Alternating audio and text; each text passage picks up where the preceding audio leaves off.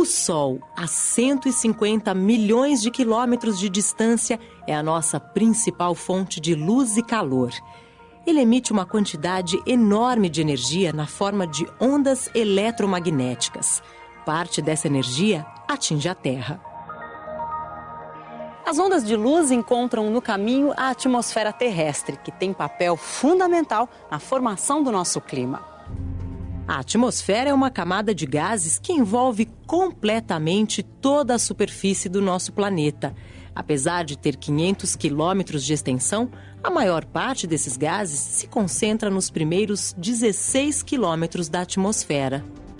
Quando os raios do Sol alcançam a atmosfera, parte da luz é refletida de volta para o espaço.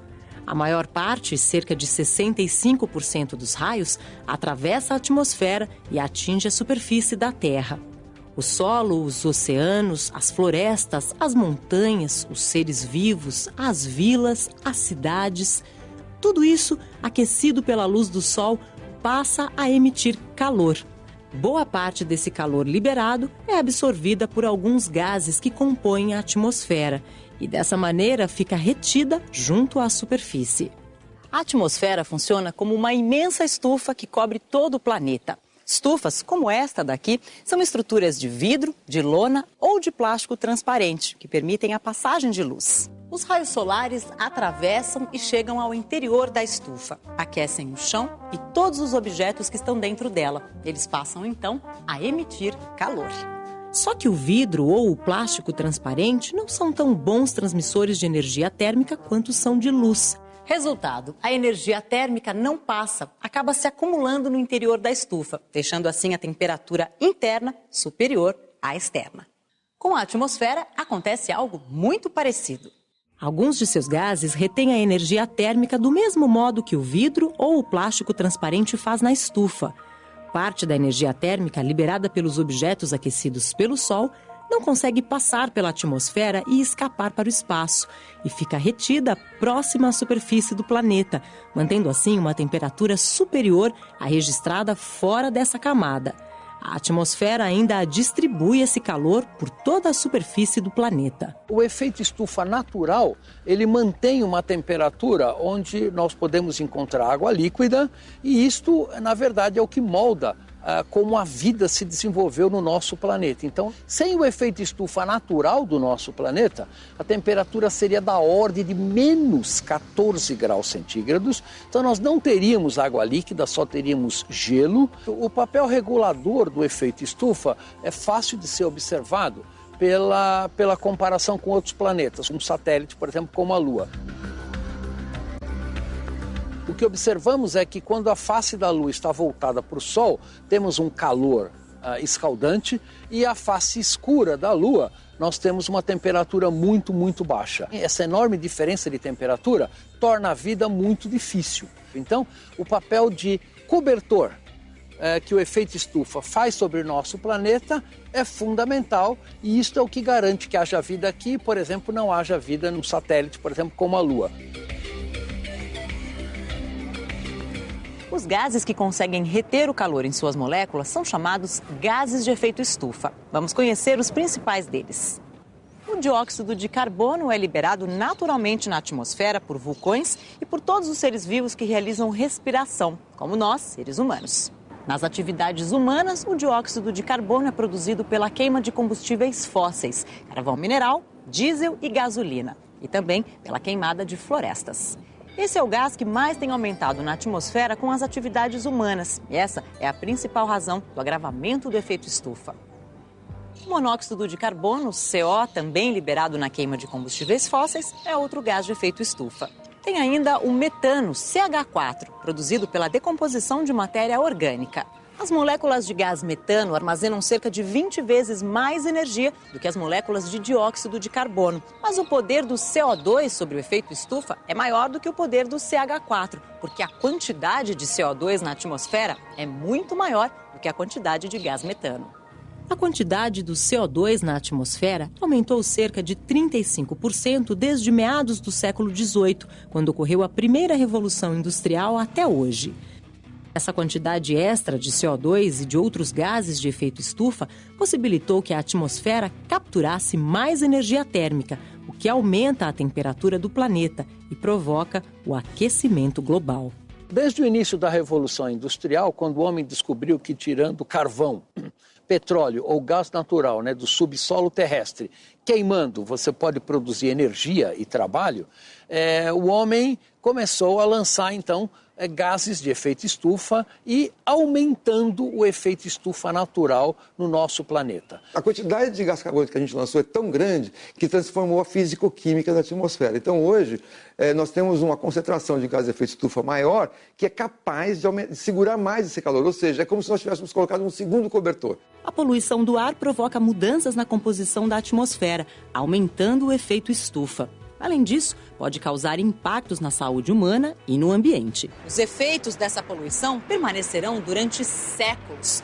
Mesmo que parássemos de emitir CO2, de repente, ainda sentiríamos os efeitos desse gás estufa por muito tempo. Ou seja, ainda hoje estamos sentindo os efeitos do gás carbônico produzido há 100, 200 anos.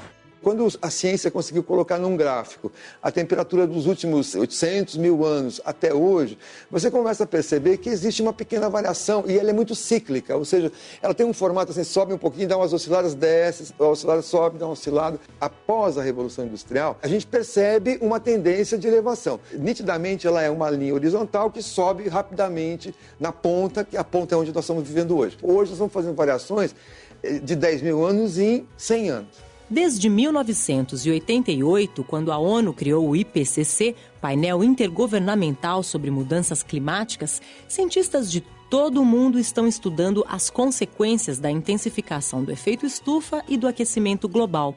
Primeiro, é o derretimento de geleiras e, particularmente, do gelo que é armazenado na região ártica e na região antártica. Estamos observando também um aumento do nível do mar. Então, por exemplo, todas as áreas costeiras mais baixas, estou falando do estado da Flórida, nos Estados Unidos, por exemplo, é capaz de quase desaparecer. A Baixada Fluminense certamente vai ter problemas enormes, Parte desse CO2 está sendo absorvido pelos oceanos e está causando a acidificação dos oceanos. Então, os oceanos, além de estarem se aquecendo, estão também se tornando mais ácidos. Isso tem um impacto muito forte, por exemplo, nos corais e também nas populações de peixes. Se você esquenta um pouco mais do que o normal a superfície do oceano, você vai ter maior evaporação. Maior evaporação significa mais chuva. Se você tiver uma diferença de temperatura maior de uma região para outra, você pode ter muito vento empurrando essa chuva. Consequentemente, você pode ter furacões e eventos, tempestades tropicais muito fortes. Então, mais secas no Nordeste, mais calor na Amazônia, mais chuvas no Sudeste. A Amazônia pode se transformar, pelo menos grande parte da Amazônia pode se transformar num cerrado. Hoje, os cientistas não têm mais dúvidas de que esse aquecimento é provocado por atividades humanas. Se a gente for olhar historicamente, é nítido que países que começaram a se industrializar mais cedo, e que consumiram muito carvão na sua primeira etapa de industrialização, são países que têm maior responsabilidade. Da Inglaterra, da Alemanha, dos Estados Unidos, são os países que se industrializaram na frente. Hoje estamos todos no mesmo barco.